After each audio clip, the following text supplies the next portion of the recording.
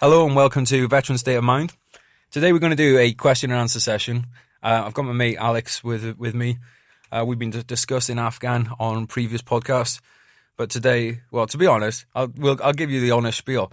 Me and Alex have just finished recording one of the podcasts about Afghan, and we're both fucking shaking a little bit. Because this is Veteran State of Mind after all. So let's be honest with you guys. We're both fucking shaking. We both feel like someone has just taken fucking sledgehammers to us. Alex looks like an elephant is about to rape him, or has already been done with him. I've been looking for crack outside. That same elephant has had to go through my ass. And we were going to continue and do the rest of the Afghan episode now. We will do that. We're going to do that tomorrow after we've had a bit of hour and watch some rugby tonight. But right now, we're going to do some question and answers instead. Try and make it a bit light-hearted because neither of us want to go home and fucking curl up into a fucking ball of emotional misery. So, Alex, welcome back. Thank you. Happy to be here. It's good. Is it good to be here? I don't know, but it's good. I got some questions today, mate, and these questions have been submitted to me via Instagram. I sometimes take question and answer sessions on there. If you're not following me on Instagram and stuff, get over to @GRJ Books. So that's one word, Golf Romeo Juliet Books. Instagram.com. Instagram.com. That's not a .com, is it? Fucking app. Gosh, showing my age, mate. Showing my age. So yeah, we've got these. We got questions that people submitted. They want answering. I figure Alex is a good man to help me with this. So I've got this list in front of me. I'm going to have a look in if this is which one kind of jumps out at me to begin with. All right, here's one. Alex, if you could be anything in the military, what would you be? If I could be anything in the military, I would be a Bravo MFC. A Bravo MFC. Please explain to people what a Bravo MFC is. So a Bravo MFC is a mortar fire controller. It's sort of, your job is to control mortar fire. And the only reason I say it is because when I was in the army, I had quite a number of roles, and towards the tail end of my career, I went into mortars. And one of my roles then was as a Bravo MFC. And I believe that is probably the best job you can have in the army. You're still infantry.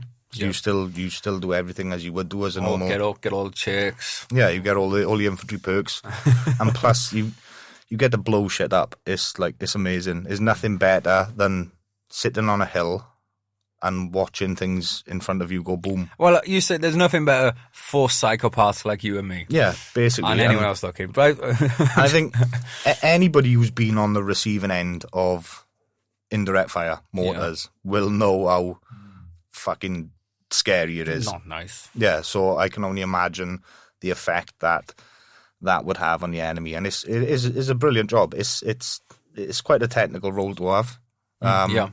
Difficult to master, definitely. And if you fuck it up, you can hit your own bloke. Absolutely, yeah. So, but it is a brilliant role. And of all the roles I had in the army, from machine gunner, recce to mortarman, everything, that was my favourite role. Good.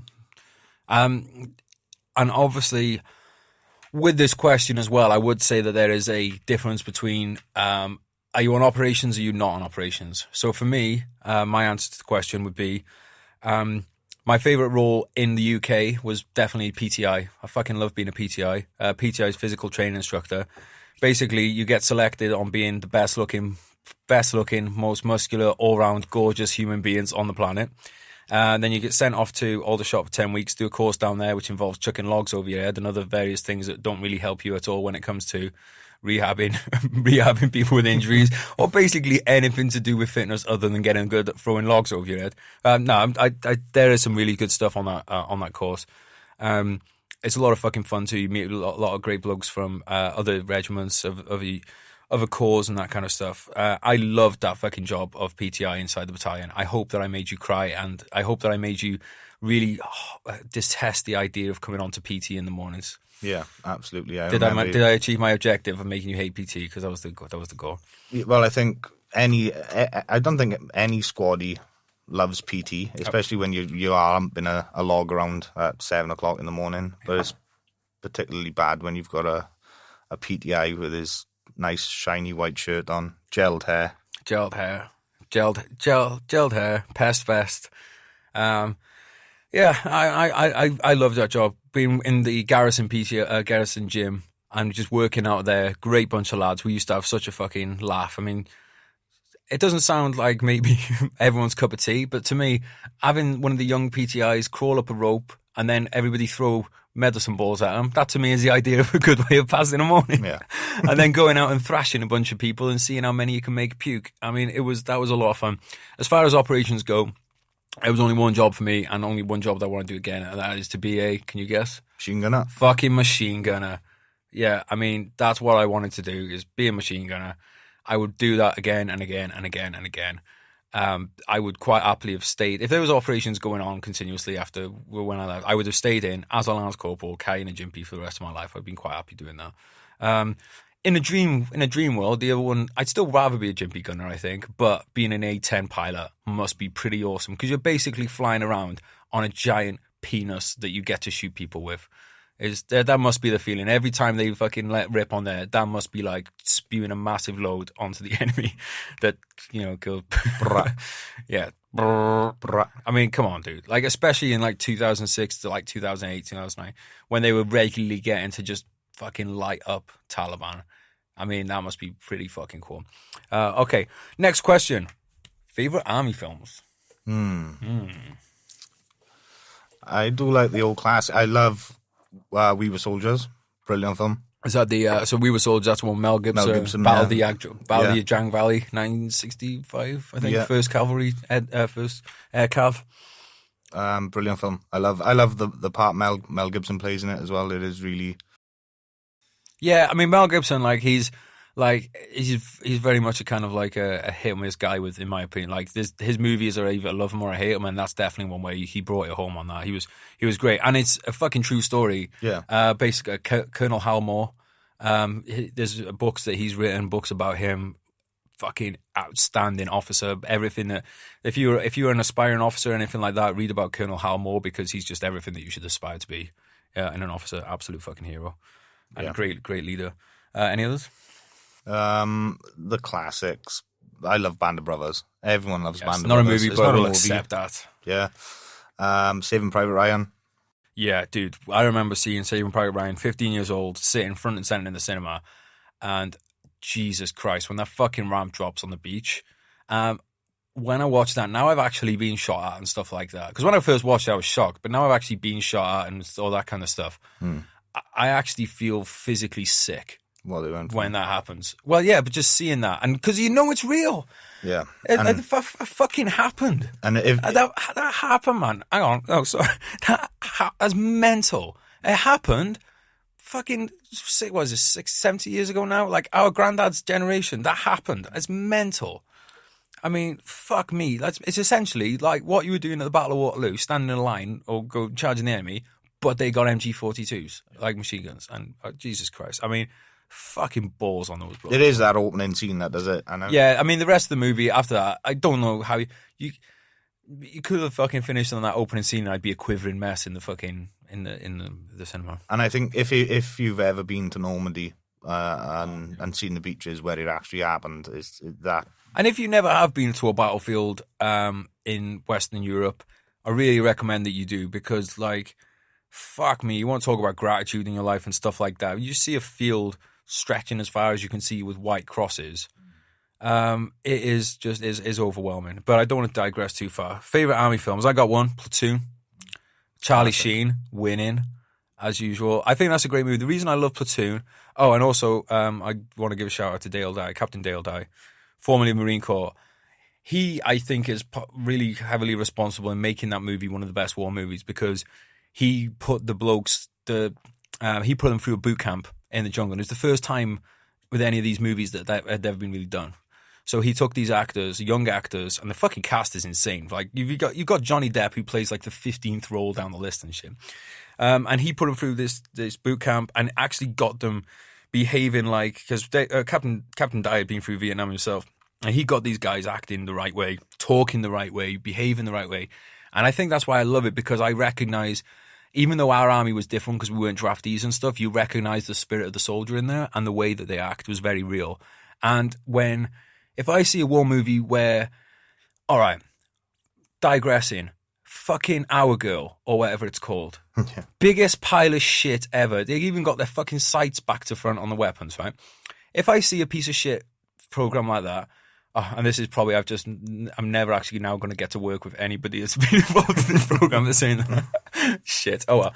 I'm sure you tried your best, guys. But look, if you're going to make a program about the military, get people who are in the military involved in it. Reason why is because if you don't get the way that they're talking about stuff to each other correct, and if the banter doesn't feel right and it feels forced, no one that's been in the military is going to be able to buy into that show, because you'll know it's fake. And as soon as you know that what you are watching or reading or anything like that is fake, you can't buy into it. And if you can't buy into it, you don't care about the characters. And if you don't care about the characters, you're not going to feel fear. You're not going to feel, you're not going to feel any empathy towards these characters. That's why I fucking love Platoon.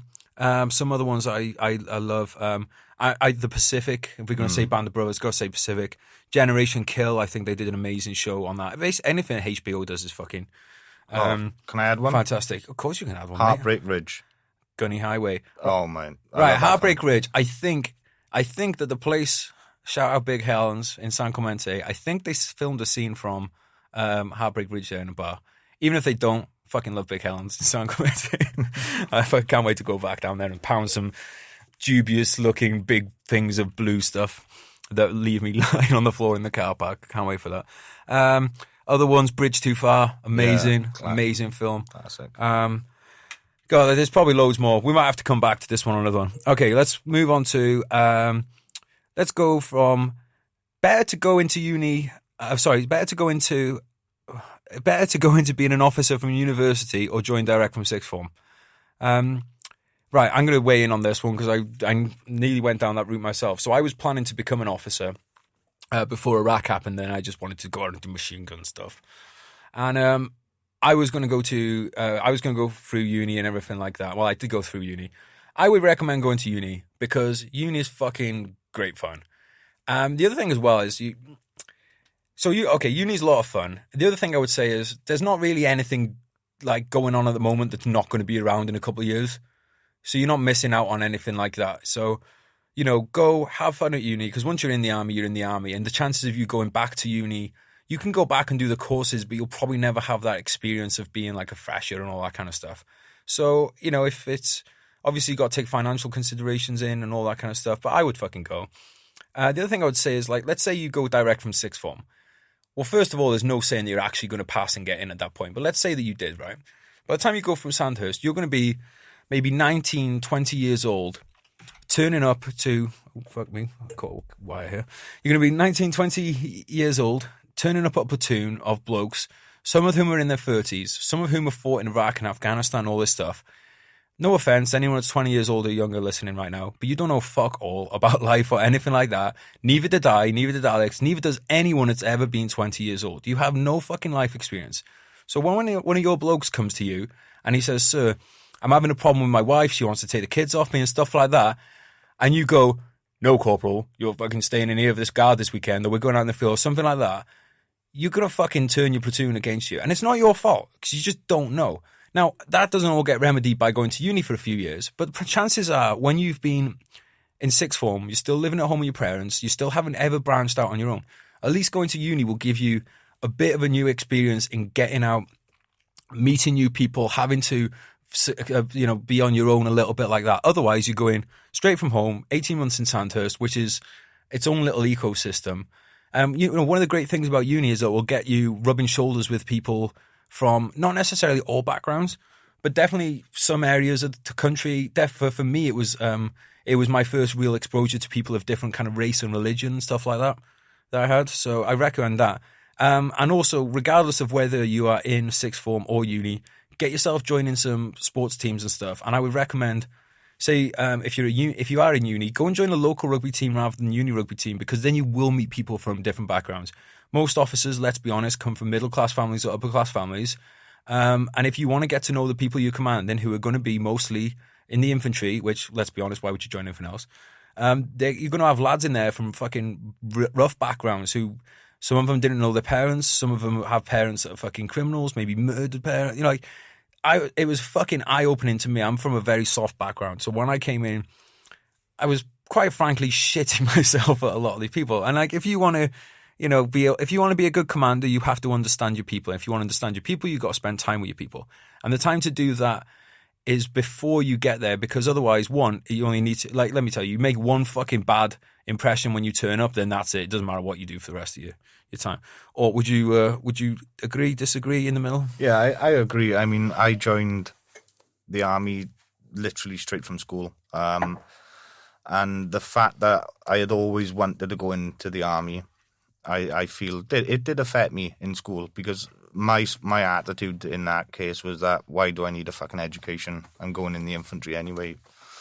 Now I've left.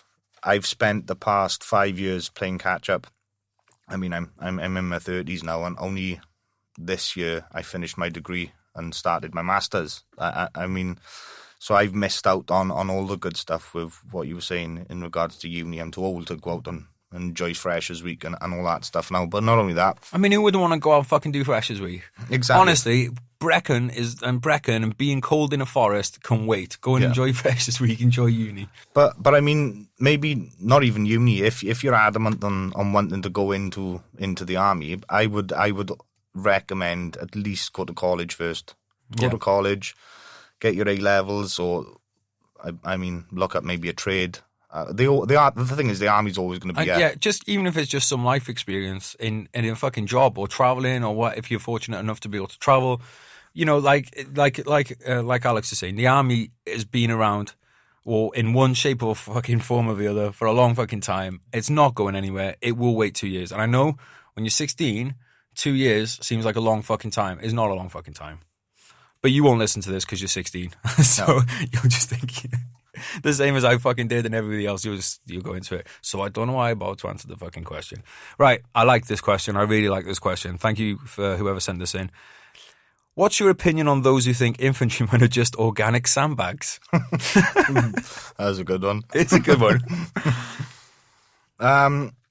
Organic sandbags. I mean, first of all, organic, like where you're coming from with the buzzword at the moment. Yeah. I mean, I'm trying to get my head around this question in terms of. Well, I think what he's getting at is, and I was trying to get my head around it as well, because I think he's kind of coming to the defense of infantrymen, which is basically like, so let me read it in this kind of voice and see if it makes a difference.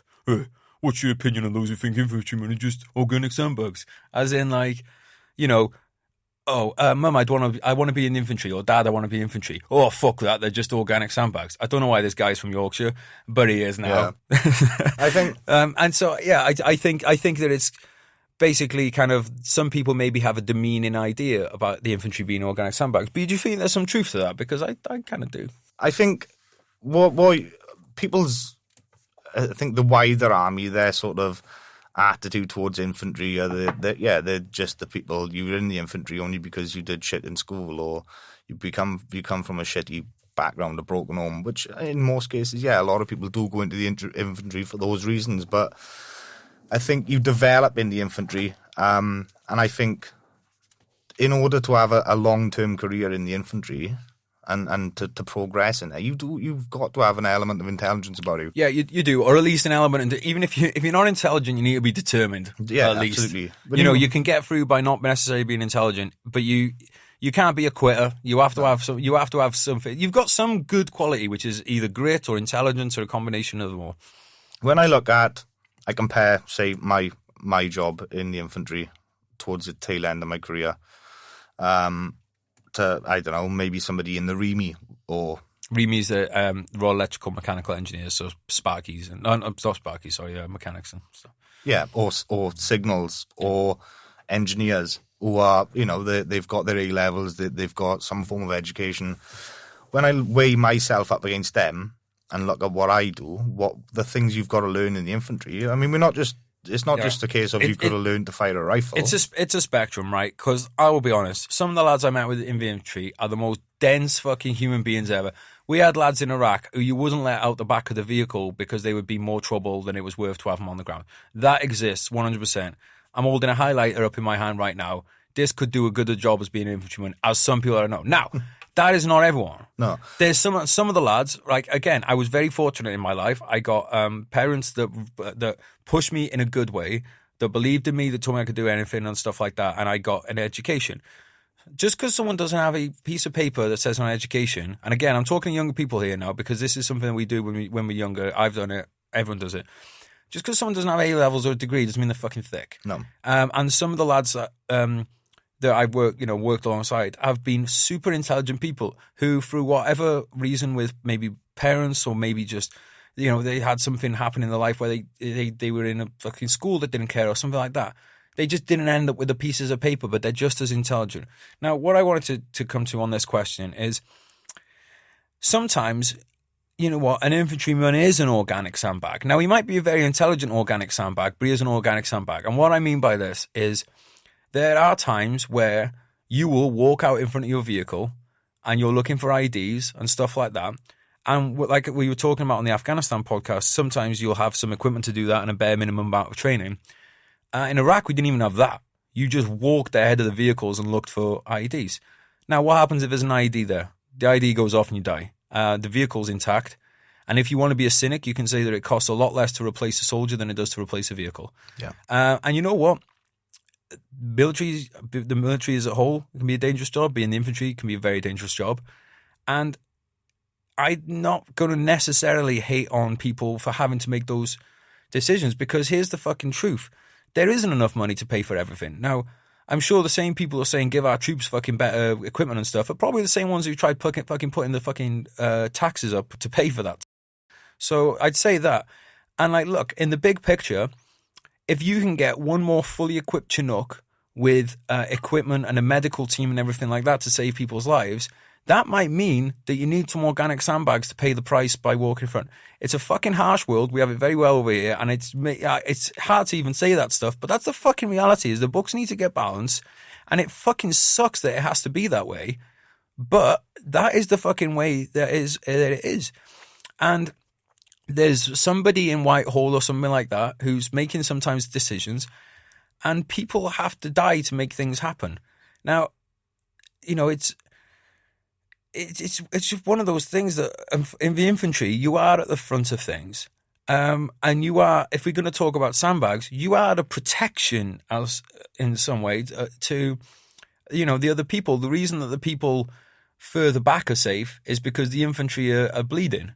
So there is some truth to the statement, but don't let that fool you into thinking that the infantry is a bunch of dumb grunts. We might deliberately act. I do think we definitely play into that role sometimes. Yeah. Like, we like to fucking be the loud idiots who are pissing on each other and fucking, doing all. Well, yeah. Well, let's not go too far down the road. I think that's just a case of the environment you're in. You're infantry. You're meant. And you're a young lad. Yeah, you're meant to be testosterone's high. You're meant to be rough, tough, and ready. And yeah, people do play up to that. But if you take into consideration the things you've got to learn, like I said, in the infantry, you've got to learn how to operate, maintain, strip down, clean every light weapon system, medium weapon system.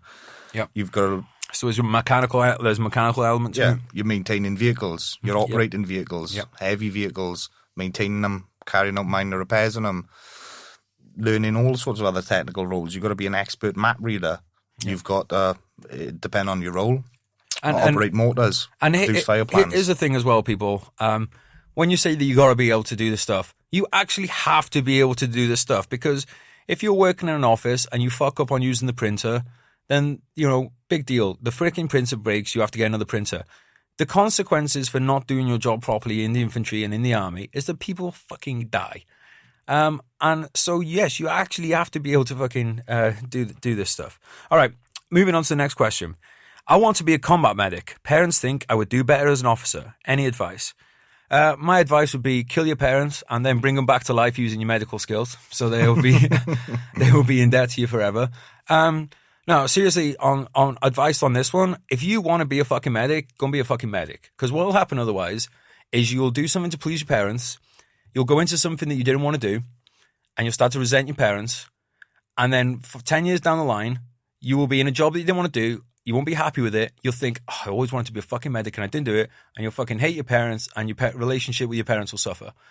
Now, I'm a fucking realist, and I know that if you go into your parents and say, I want to be a combat medic, and they say, we want you to be an officer, blah, blah, blah, there's going to be some hurt feelings and stuff like that.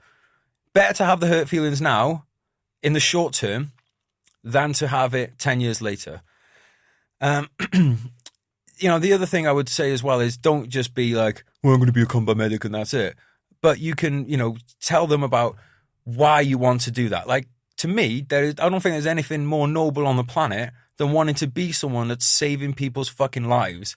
Being like, we couldn't do what we do in anything else without combat medics. Like, if they're fucking absolute legends. Now, I'm not saying officers aren't absolute legends, and obviously officers is a wide, term as well. But here's the thing. If you want to be a combat medic, be a combat medic. And then maybe one day you'll decide that you want to go the officer route and you apply for the officer route. And you might go down the officer route.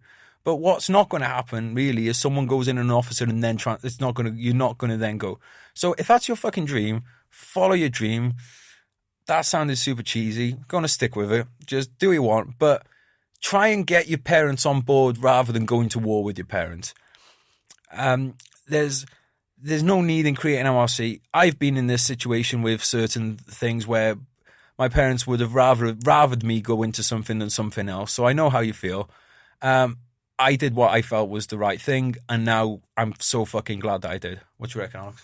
Yeah, I agree. I mean, as you were saying, if you want to be a combat medic, be a combat medic. Go for it. The officer route is still there. If you've got the capacity or the qualifications to go down the officer route, then that's always going to be there.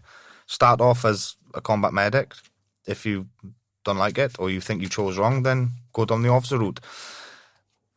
Having been a combat medic and then going into, to become an officer in the Med Corps, then you're going to be a far more effective officer having exactly. You're going to have a great experience. It's going to be fun.